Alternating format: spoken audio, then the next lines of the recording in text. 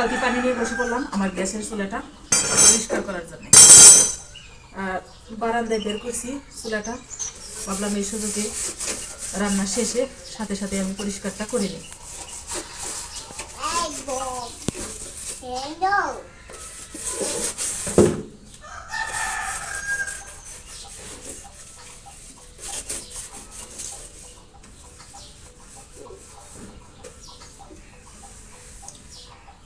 তেল ছিটিয়ে একবার তেল ছিটছিটে বাবাসি,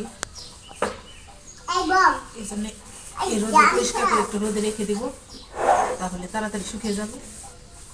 আর প্রতিবারই রান্না শেষে দেখা যায় যে সুতি নরম কাপড় দিয়ে আমি মুছে রাখি।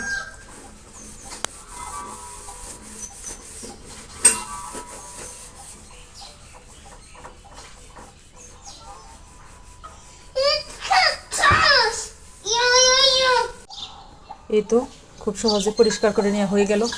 রান্নার শেষেই খাবার দাবার করে আর দেরি করিনি, চুলাটা আগে পরিষ্কার করে নিলাম।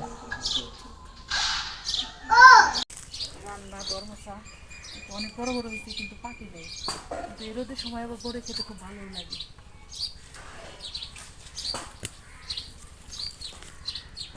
একটু দিলে জায়গা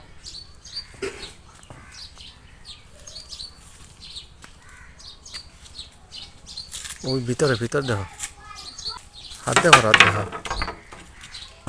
এই লাল লাল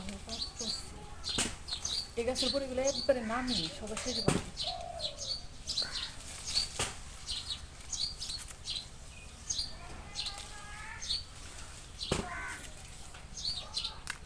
ছোটকালে এরকম কাপড়ে খুঁজছে পরে খেতে।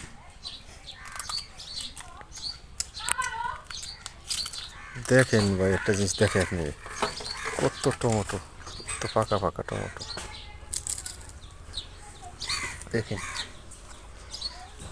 কত পাকা পাকা টমেটো, অসম্ভব টমেটো টমেটো টমেটো।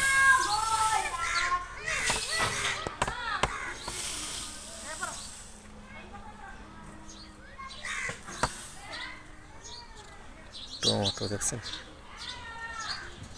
অসম্ভব ভালো, সুন্দর একটা, দেখতে সুন্দর লাগে। পুরো রান্না শেষ, মাটির চুলায় রান্না করছি। আর এই তো ভাতটা বেড়ে নিব, অনেক সুন্দর হয়েছে।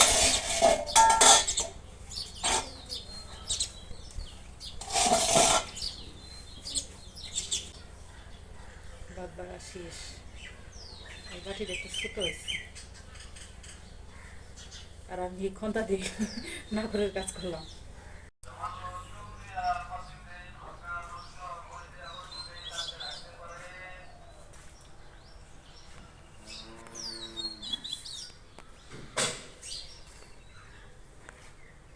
আকাশ অবস্থা মেঘলা,